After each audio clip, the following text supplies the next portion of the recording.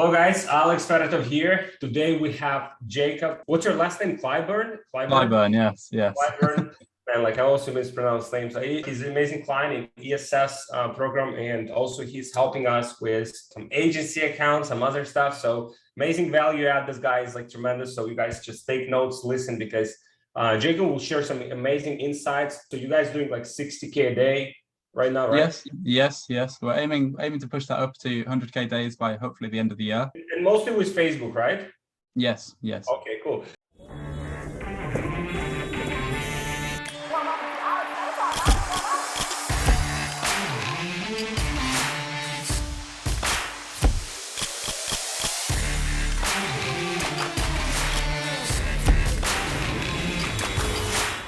I see some people like, oh, like, is it still like, can you still advertise like on Facebook after iOS 14? I mean, kind of like, yeah. Kind of like somehow like Facebook still, generates like the same revenue or more revenue this year than last year. So yeah. Somehow, advertisers still managing. So Jacob, yeah, very, very happy to have you here, man. And first question is like, what like kind of like, I mean, so you like when you started eCommerce in the first place, what year? 2018 I started kind of middle of that year. I remember I took a Udemy course. If you've seen the Udemy website where you can take one for like £10 or something. I think I bought one on there. Oh, you bought, or you were the creator of one? I bought one. Okay. It was like £10. I think I watched the videos on there. It talks about how to set up a store, but nothing on ads. So I set up this store. I was like, damn, this store looks really good. But I didn't know how to advertise. I didn't know anything at that point. So it was kind of just 2018, I mean, it was like, relatively like compared to now, it's like was like Wild West, though. I mean, it was crazy stuff. Yes, it was kind of. I remember my first sale was doing free plus shipping. If you remember when that was a thing. Yeah. And I think I was like boosting posts or something. I actually have a really interesting story because I didn't know what I was doing on ads at the time. And I boosted this post. So it was a baby store, and there was these fluffy toy elephants. And I boosted this post and targeted mums or something. It wasn't through ads manager. It wasn't anything like this. And what I did is I ran a giveaway on our site, right? So I thought I need to get these people's emails so that I can email them and be like, buy our product. I was hoping that one of them might just randomly buy. So I boosted a post, and it was like, if you enter your email on the site, well, you can win a toy elephant, right? So I got all of these people through this boosted post, like targeting mums. They all entered their email. And what I didn't realize that I was doing, I actually created a really good email list that I then re-uploaded, made lookalike audiences from, and then launched purchase ads for this because I had this really interested group of mums. So that was your first store, right? Yes. It was completely by chance. It was like kind of lucky that it worked. And that worked really well. I think within a couple of weeks, I hit like £1,000 days, and that was nuts. I didn't know what I was doing, but I was like, damn, this worked really well. That's awesome. And so, okay, so what happened after that? Yeah, so after that, I realized that I didn't really know what I was doing in terms of being able to consistently hold scale. Like I was doing these kind of numbers, but then to do that, this product started to die down. I didn't really know what I was doing at this time. I was kind of lucky that it worked. So I knew that I needed to have some different products. I already had this baby store. And the reason that I think it works so well, and I still say this to people to this day, is I actually didn't want to look like all these other people, like in the dropshipping space. So I watched some courses, I watched some YouTube videos, and they were all kind of promoting the same image of dropshipping. And what I did is I chose one of the biggest retailers in the UK, and I tried to copy their store. And I always say to people, like online, nobody knows how big you are. Nobody knows how big your store is or anything like that. So I tried to do like a one-to-one replica almost of one of the biggest retailers in the UK for like baby stuff. And I positioned myself as being this really big brand. No one knew it was just me, and I didn't know what I was doing. But I think that works still really well. Like Donald, I've read it in the book, Donald Trump, obviously he was a president. I mean, he's a big guy, he's a big shot. But, when his company was just like growing, and like, he was always saying like, this is like, how he was saying this, like Trump organization or something like this. So it sounded like impressive. And it's like, would always like, obviously like you said, oh, it's like biggest like guy, real estate developer. Like, but at the same time, I think the assistant said that at that time at that company, they only had like 11 or 13 people working there. So it's like, it was a very tiny company, but you would like, as you said, like people don't know, right? So you kind of like paint that picture. Exactly. And I don't think that it does you a disservice if you go about your business in that attitude, right? Like it can't come back negatively usually, because you inspire yourself for more growth. If you position yourself as bigger than you are, you have to then start achieving it. And so yeah, that kind of worked really well. I think that boosted our conversion rate and stuff, but I didn't really know anything about it at the time. I realized that I needed to test some more products because I didn't want to just keep doing the baby. So that was profitable for you, right? Yes. I think our first month we turned over maybe 40,000-50,000 pounds just with this kind of elephant product with our lookalike audiences. But I didn't know anything about Facebook ads. It was just like one campaign just running. I didn't really know what was going on. When that started to die down, I was thinking, right, I need to learn now how to keep this up. So I made another store. I started testing more different products, like a more general kind of store. And back in 2018, you know, all the kind of old tricks would work on a general store, right? You could do all of the flashing banners and all the discount timers and things like that. So that worked okay. I think from there I started to hit like my first 5K days and just with different products, just testing out. And that was a really good experience at how I could learn Facebook ads. I got a bit of confidence then because I was able to make some sales kind of accidentally. And then I just had a bit of, you know, playing around with that next store. I think we did like 300K or something over the next couple of months. And that was like the end of 2018. And then from there, yeah, I realized that I wanted to scale things up. You know, when you first like get your foot in the door and you see that this is possible, you think, right, how can I then take it to the next level? And that was always like my attitude when it comes to business, is if I can do this, I can always take it a step further. You know, like when you start hitting 5K days, when you start getting some success, you can always take it a step further. You just need to learn what you need to improve on. And I think then the next year I was trying to kind of learn a lot more. And I remember I said to you last time we connected that I think I came accidentally I found one of your products that was running really well using like your templates and stuff. And I was thinking, damn, this guy must be killing it. I don't know who this guy is, but he must be killing it. And so I looked at it and I was thinking, I found it was on Clickfunnels at the time. And I was thinking, I don't know anything about Clickfunnels. I need to be able to do this on Shopify because I downloaded the page builder and then I started like copying one of your templates. And I was thinking, right, if it works really well for him on Clickfunnels, maybe I can make it work similarly on Shopify. And that took off. That was where I first hit my like first 40-50K days. Nice. So thanks. Thanks, Alex. You gotta send something my way. You gotta But I didn't realize it was only when I actually joined the program last year that I was like, shit, this is exactly what I was looking at last year. This is nice, man. Wow, this is nice. Wow, cool. So what happened after that? So this was what year? Like you've had this like success? So that was 2019. The end of 2019 was where things really started to take off for that. And then I first got success with that, and then I thought, you know, this kind of strategy we can definitely take further. Like I got some real success there, and I thought, okay, I need to be able to turn this into a legitimate business where we can do this all the time. And then unfortunately last year I had some issues with Facebook where I lost my personal account, I lost business managers.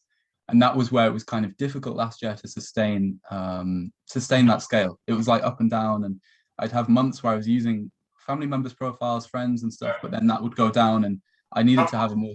How much you generated like in 2020? In 2020, I'd say it was more like 500K or something across the full year, which was a real shame because at the end of 2019, we were doing like £1 million months. So last year it was like a real dip down because I didn't know.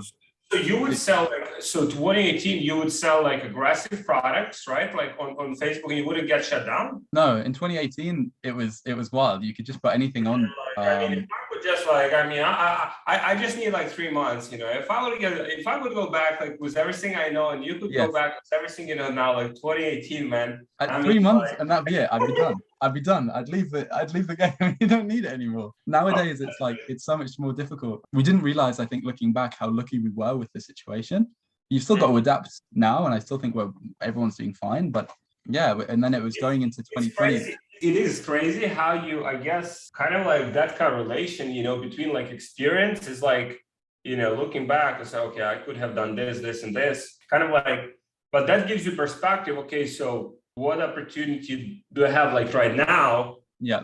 That like a few years from now, I'll be thinking, oh shit, you know, I should have been doing this, or, you know, I think that is a very good, like, kind of like to reflect back on what was doing, you know, going well, and what could have been done like better, just kind of like to reflect it and see what at this particular moment knowing what you know now, having the opportunity you have right now, what could be done better. I'll give you one example of that. Is like 2018, it's like, we also had like some stores, but I had one client, that I was working. So I basically was helping him like with advertising side. Mm-hmm. Man, I mean, like, so they've been selling a product for, I mean, like it's kind of like it's like a weight loss product, but not as aggressive product. Mm-hmm. Mm-hmm. And so they've been selling the product, and they've done pretty well with it. Then like as a drop shipping business, but then like they just decided to go like all in and like brand it and build like a good team. And that was like 2018 or 2019, they decided to do that. And so now, I mean, I don't know, they're doing probably like 80, $100 million. Right. Yeah. That's crazy. So you know what I mean? Like it's kind of like seeing that, and I'm thinking now, fuck, I could have done exactly the same, like last year, for example, kind of like, okay, so I think kind of like reflecting on that and thinking from the perspective of like, for example, like next year, I don't want anything kind of like with the model that we use right now. I mean, we're milking it, but I don't want to do this like model, like churn and burn stuff, so like, Yeah. also it's very profitable, but like the last opportunity, like that you like, it's kind of like you're always gaining something and you're losing something, right? Yes. It's always a trade-off. And seeing now from the perspective, okay, so if last, let's say 2 years, like let's say you spent like 2-3 years, but like going all in on a brand or something that could be like really, scaled, and also just that you can eventually sell, Absolutely. Yeah. There's always that trade-off, and you don't know what it is sometimes that you are losing until it's gone. Like we say, the last couple of years when things have not been so bad on Facebook, you've been able to scale things without any issues. You don't necessarily know what it is that you're missing out on in that time. And now we look back and we think, damn, like we missed out on opportunities to scale more aggressive products and all these kind of things. But yeah, I think nowadays that's what I'm trying to do, especially this year. I've been working very hard on learning how I can optimize every bit of the process so that, everything up to this point has just been me.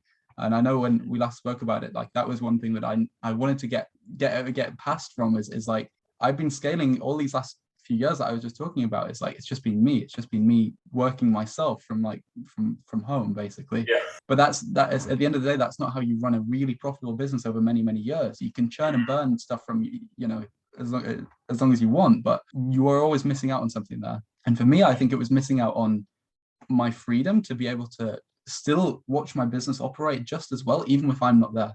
And that was one thing that was the biggest challenge for me in this year. Has just been learning to put everything, like as an entrepreneur, everything's in your mind, right? Like when you're doing this for yourself, you learn Facebook ads, you learn video creation, you learn how to make good websites, you learn conversion rate. And what I think a lot of us forget, because we've got such a big ego, because we know all of these things, is sometimes it's better if you get someone who's an expert in that one thing and an expert in that one thing and put all those people together so that this operates like a machine, even when you're not involved. You think about like the most successful, the way I see it is like where you look at the most like successful companies, right? There's like, I mean, I don't think there's ever like a situation with like very, very successful company where there's like only like one founder, Yeah. There's typically like few people coming together, like even Clickfunnels, like Russell Brunson, like was struggling with his stuff. Like he struggled to launch a software because it's not like, I mean, he's a marketer, he's a salesman, he's good at it, but he's not a good software builder. So he was struggling until he found the people that he partnered up with. Okay, so you take care of the software and I take care of the promotion. I can sell, anything, you create, and I know products. So now it's like, I mean, he has his job, like kind of like he just double down on that, something that he really enjoys. And the other parts of the business are covered by other people, and that's their responsibility. That's something that they are good at and they enjoy. And I think that is eventually the key, is like, as you're building the business, like to put yourself in a position where you're doing what you're the best at, and all the rest things, like you just find people that you're plugging in. Like, for example, you like video editing, right? Like, I mean, you can do video editing on decent level, right? Yeah. But I mean, if you do video editing all day, I mean, you have no time to do like some other stuff. So finding someone who's good at video editing, having that person trained, and also seeing whether the person can become a team leader for for that division, so then they can train other people underneath them, so they can just like take that whole thing out of your plate. The same with media buying. And so building this kind of like, like divisions, like structuring your company into like different like divisions where there's a person in charge of each of those, and they have specific, deliverables, they know exactly what to do, and they're actually good at it and enjoy it. And putting yourself kind of like, and then over time you disattach yourself from it.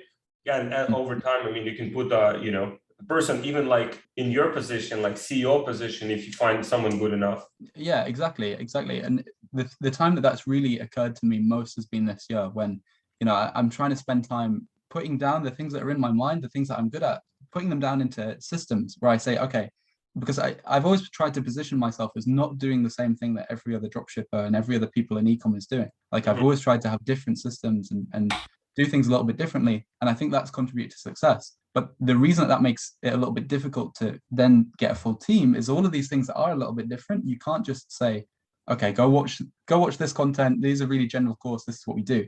Because it's so specific, all these little tweaks and stuff, then putting that from your mind into your system where you can then bring other people into this system is difficult. And the time that it's taken for me to do that this year, but then also kind of balancing, the iOS changes, when your business manager goes down on Facebook, and when you need to swap something on your store and all these things. And then I just think, I'm sacrificing so much time. I really need to get this nailed down in the best way that I possibly can, to be able to disassociate myself so that I can just watch it like an overview. 100%. And like I think, and this is like in terms of like hiring, this is probably like one of the big things that and mistakes that we've done on our side is like trying to, let's say you want to kind of like, okay, you want to hire someone, right, to take some part of the business.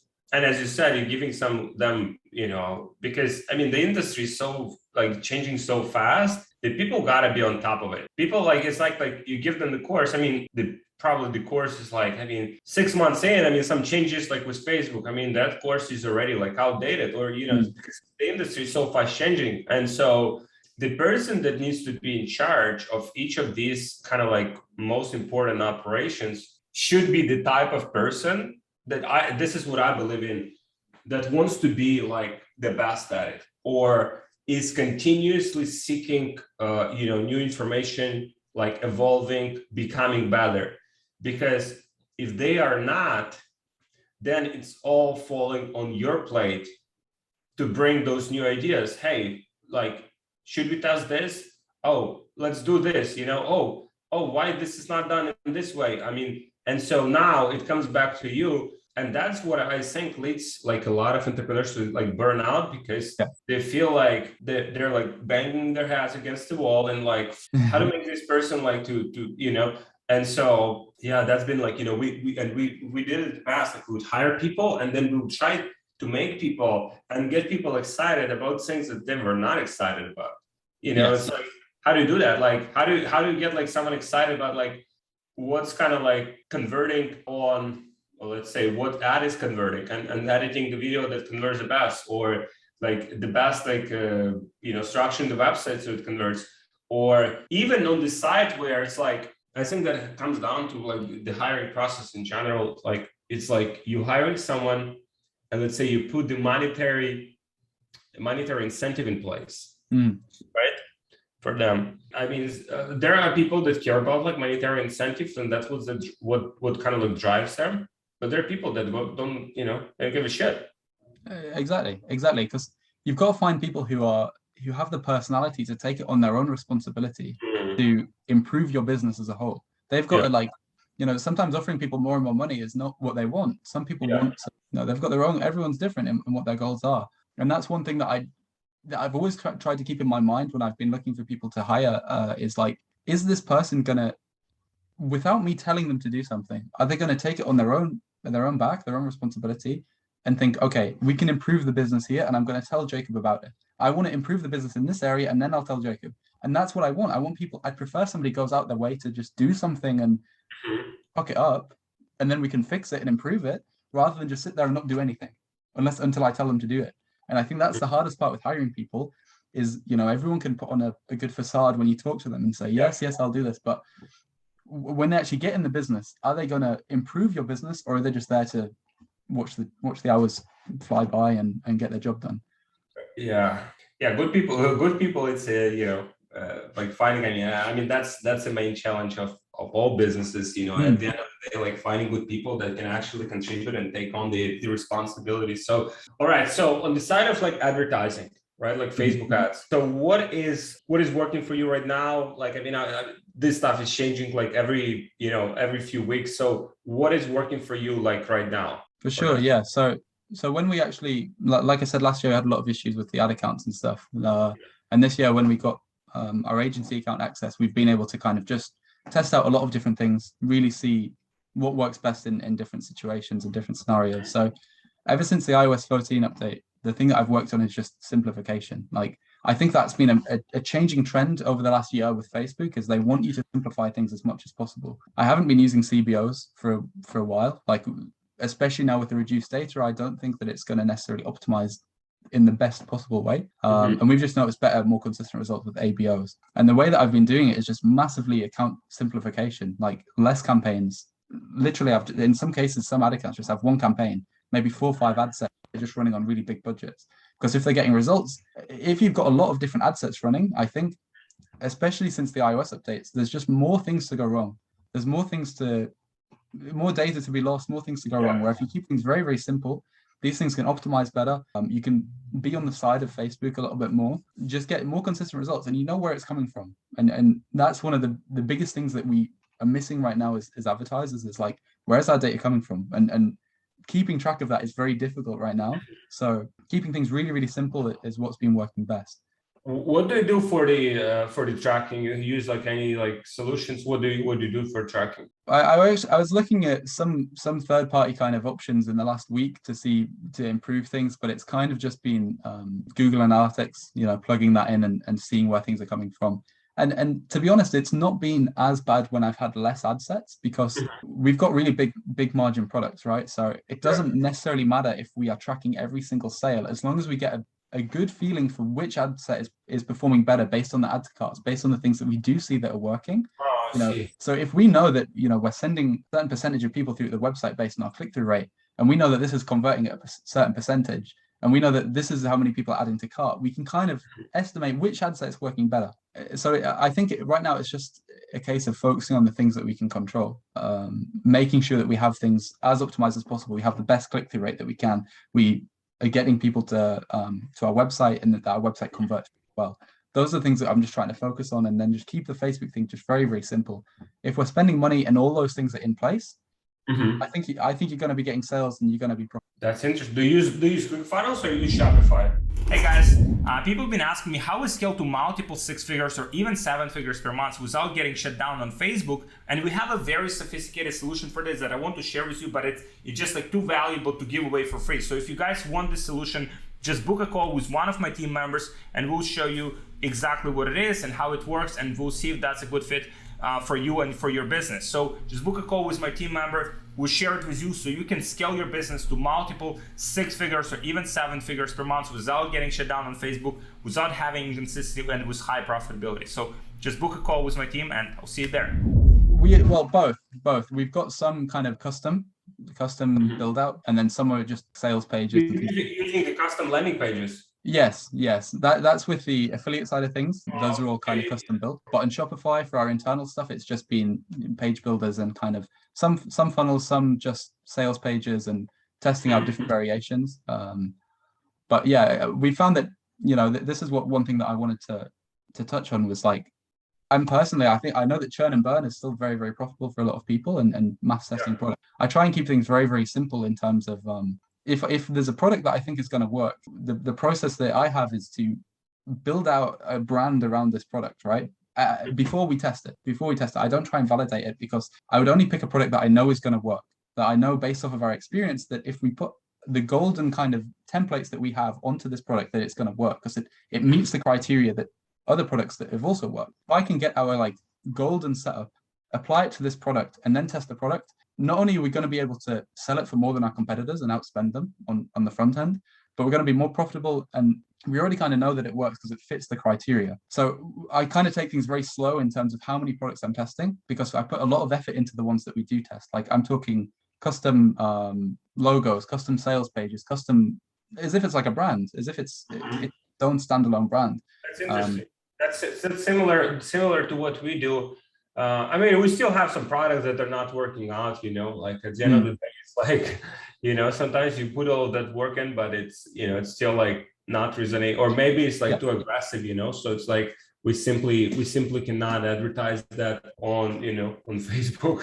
Anymore. That happens sometimes. Like you can get a good feeling for a product and then apply all of the things that you think is going to work, and it might just not work. But the easiest way to see is if it's working for someone else. I always say, if someone is selling a product for $30, right, and they've maybe got a $20 margin on it or whatever, how can we then sell that same product for $60 or $90? Like, and I often believe that if I put all of the effort that we put into our branding, that I can sell that product for twice as much as someone else, and then my margins are going to be twice as big. My opportunity to outspend them on Facebook is going to be twice as big. And when I apply that strategy, I think that we get so many winners by doing it that way. But it's a complete opposite to some people's strategy, which is, get as much volume of products through and test.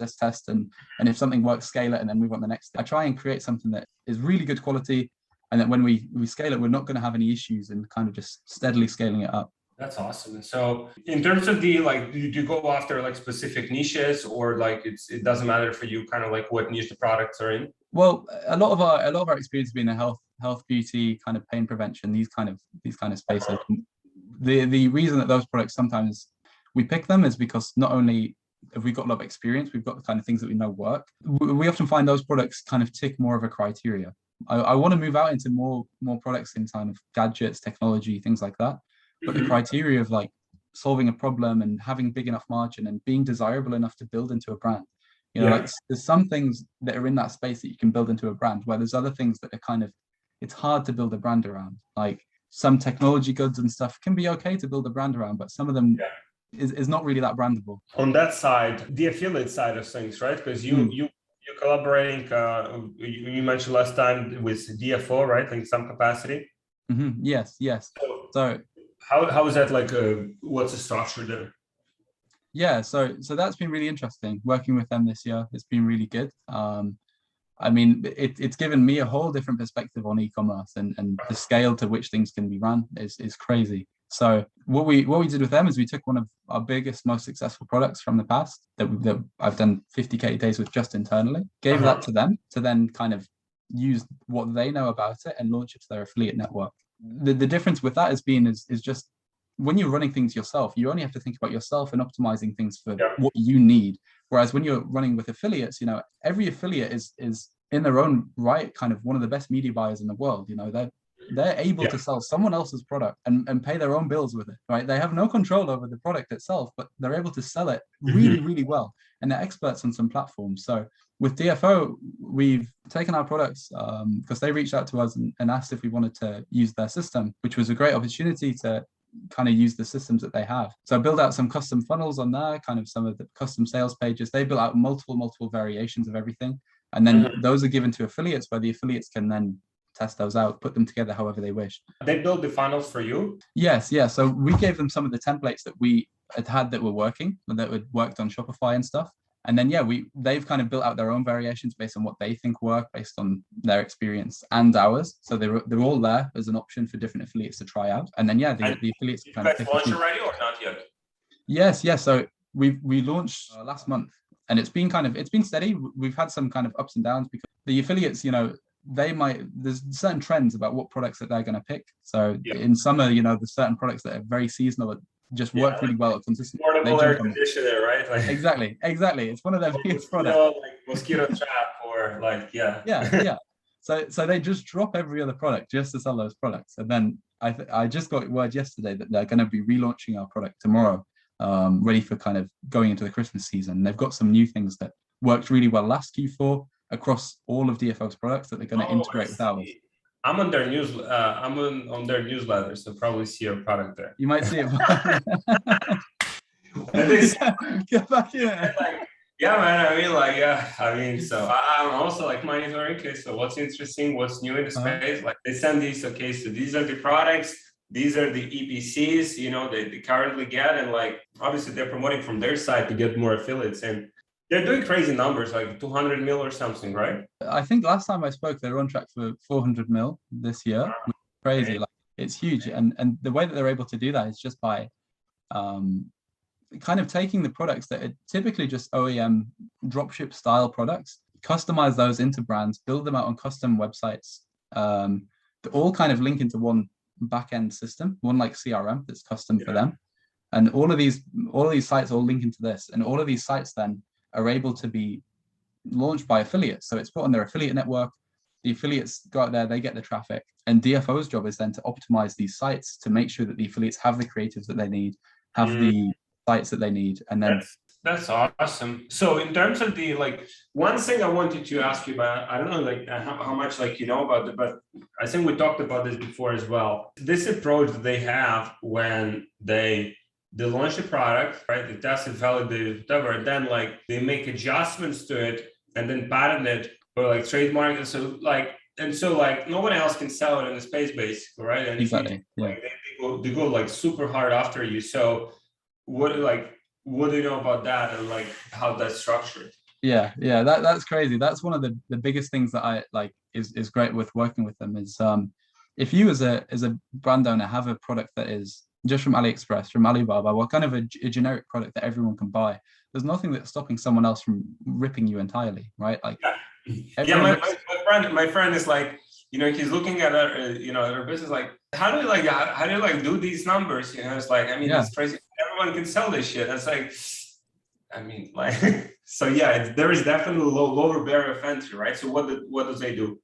Absolutely, yeah. So I can think of one of the products was I think it was like a UV light for killing viruses or something, and this was available massively on AliExpress. And so what you can do is if you buy this product and then you customize it in some way, so they've got their own kind of product development team in Hong Kong who will customize some products to some extent, and you can work with the factory one-on-one on that. So providing you're going to be selling enough, you've got enough quantity, you've got enough money behind it, you can then customize some elements of this product so that it is a different product.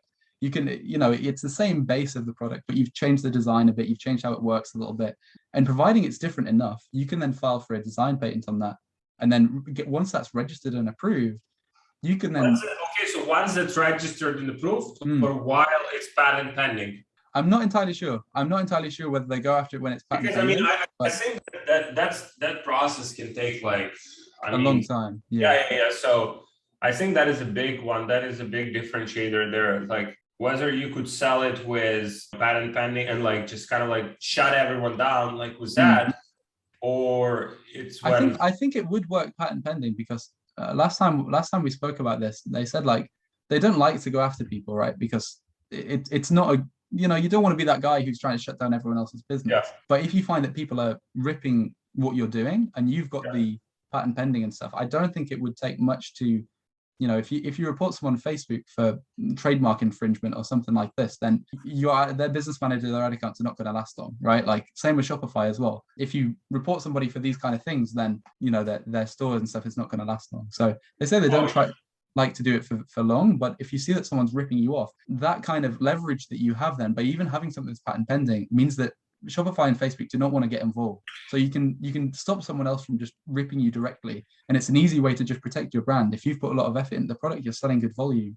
You see someone just pops up and tries to one-to-one rip everything that you're doing, but you've got patent pending, you can stop them in their tracks essentially. And the other thing that it's really good for is, I'm sure they've done this with products before, is on AliExpress, if you own the rights to this product, it stops other sellers from selling the product, right? Because you are the design, you own the patent for that product. So it stops then other drop shippers going onto AliExpress, finding your exact product and selling the same thing. They can't find it because... Could you do it? Could you influence? Because, whatever is happening in China, could you enforce it? Could you tell them what to do? They're in China. The one thing that I have seen it done on was a product on AliExpress, this UV thing. I'm sure there's no sellers selling it anymore on AliExpress, but I remember a couple of years ago I saw it on AliExpress. There was loads of listings, and I kept tracking it for a little while, and some of the listings were coming up but then disappearing. And it's if you search for this product's name, it's just not really found on AliExpress bar a couple of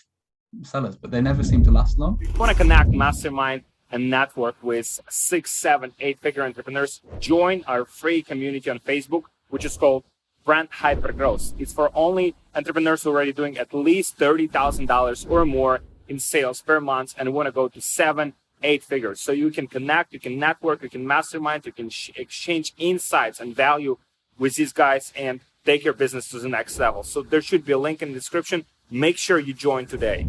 You probably have to do it through like probably like Chinese. Like, I mean, if someone is like, you know what I mean? Like if they're in China, I mean, it's hard to enforce. Yeah, it's like you probably have to do it like simultaneously, kind of like on both sides, maybe on Chinese side as well to do the patent, right? And then enforce it from their side. So they might have kind of like a team there to do this kind of, because I mean, on US, like if you're selling, you say for sure, like here you can shut everyone. I mean, if you have rights to that, like you can go hard after people, but in China, I mean, probably these are like two separate.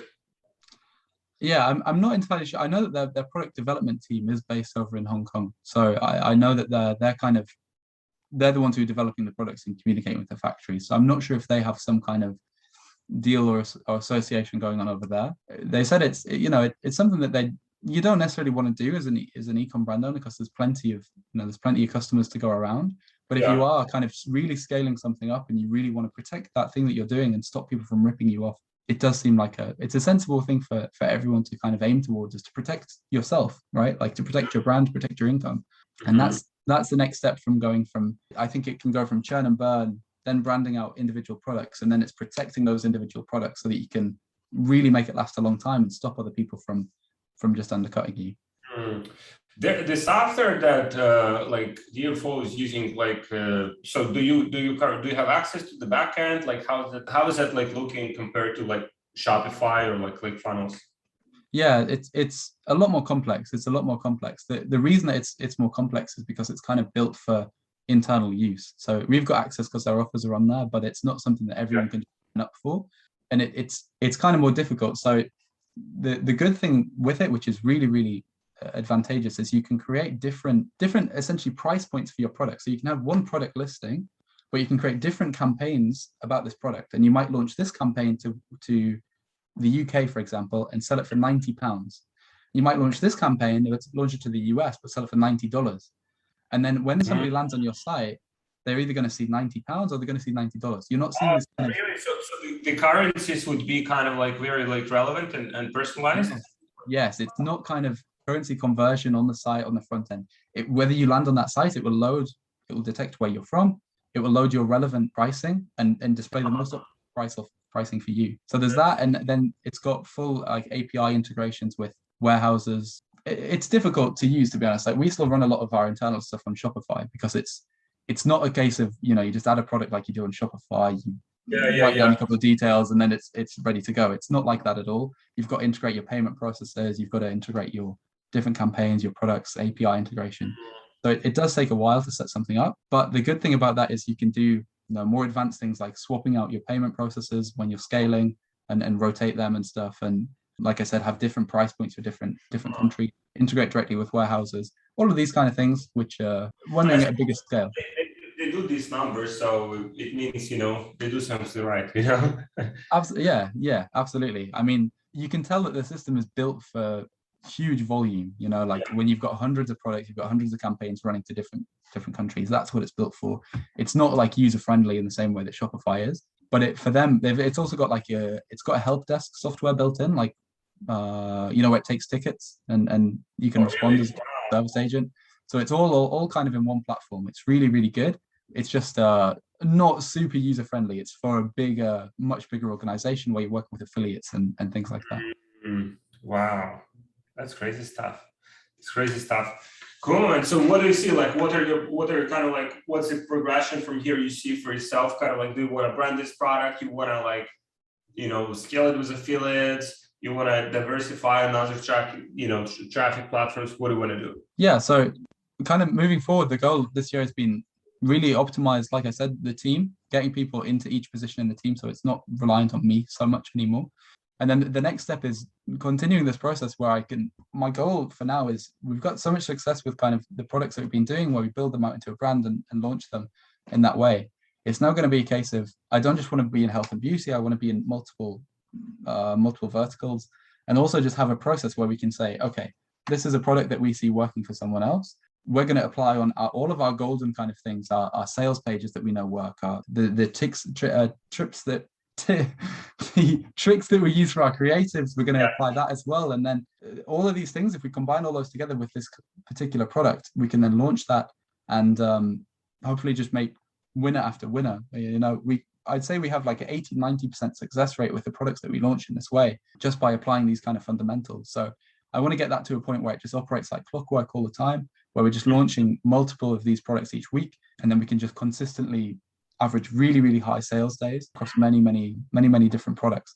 And then you want to build a similar kind of like business model as DFO, like with many brands, with many products? Essentially, yeah.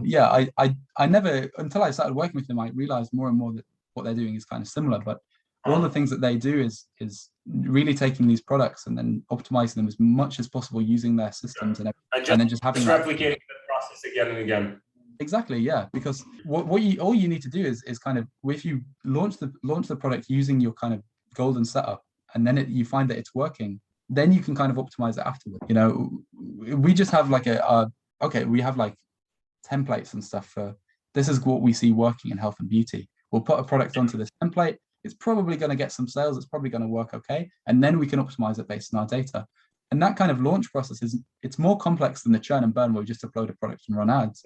But putting that extra few days in kind of guarantees we're going to get probably a bit better results with it. We also get some crazy big margins doing things that way, where we can sell much bigger. I mean, some days at scale, we can get 50% net margins, like on 30K days and stuff, which is nuts. Like it's crazy high, but it's just because we have such big margins on the products, because we position it in such a way where people want to pay more money for it. And that's just through the amount of effort that we put in on the front end. And then we optimize from there, right? And we just see how long we can sustain that growth with as many different products as possible. Awesome. Cool, man. By the way, guys, Jacob is one of our partners for the agency accounts. So if you want to get the introduction to Jacob, there should be like a link below, or just comment agency accounts in the comments. And so we'll send you details so we can connect and see kind of like how we can make that happen. And I mean, your accounts are good, get feedback from people that are using it. So from clients, so that's good. And yeah, man, thank you for joining me today for this conversation. It's been really good, man. I think the Facebook thing as well, like it's been really good. That's a whole nother like conversation is what the things about. We can talk for the next 2 hours. For sure, yeah, it's been really good. Yeah, it's been going really smooth, and I think these days, if you're not running on agency accounts, you're definitely going to have a much harder time. But yeah. Cool, man. Thank you for joining, guys. Thank you everyone for watching. Again, comment agency accounts below in the comments, so we can send, we can connect and get you into our ecosystem and introduce you to Jacob. And yeah, man, I mean, thank you for joining. Many great insight. I think this direction with DFO is kind of like structuring that is not like small project, you know what I mean? No. But it's not at all. It's not at all. The amount of hours that I've been working, trying to just systemize things in the same way that they have it's crazy. If you manage to do that, I mean, that is a very for someone to replicate that shit, it's like, oh man, it's, it makes a really high barrier of entry, for anyone else who wants to do that. It does for sure. I mean, they've got hundreds of people working for them, and I'm just a small team. You should connect with Andrew in our community. Yes. Andrew Payne. I don't know if you've talked to him. He does something similar as well. So maybe you guys can brainstorm. Yeah, for sure. We were talking recently, I think, about our agency accounts actually. So definitely have to connect with him a little bit more. Nice. But yeah, there's loads of opportunities out there, and it's just seeing how you can do things a bit differently. I think anyone ever asks me for kind of advice, it's just see how you can do things differently. We've kind of found our sweet spot of this is what we do, this is how we position our brands. Some people are very, very good at just mass testing products, and some people are very good at launching standalone brands and pushing things that way. You've kind of got to do things a little bit differently from other people and try and think outside the box a little bit. That's such a good point. Finding your someone says that like never get into business without a competitive advantage, right? Like, so identify, like, kind of like evaluate the marketplace, who does what, right? And then identify like how you can beat them with at least like one, unique competitive advantage, right? So that could be speed of testing, as you said. Some guys are good at it. Like we have guys in the, guys in the community doing crazy stuff, like 6-10 products a day, just like they know how to test them, and then like train a bunch of media buyers to do that like 24/7. Or like maybe just branding, as you said. Okay, so everyone does this way, everyone goes this way, but you go this way, and kind of like beat them in that game. So identify your game, identify like how you can beat the pretty much it's competition, man. It's like who's winning the auction, who's whose ads are being shown, and like who's getting that sale, who's getting that purchase. So whatever advertising platform you're on, like, the great thing is, I think a lot of us in this space are selling very similar products. We're all operating the same niche. We're selling a very similar product.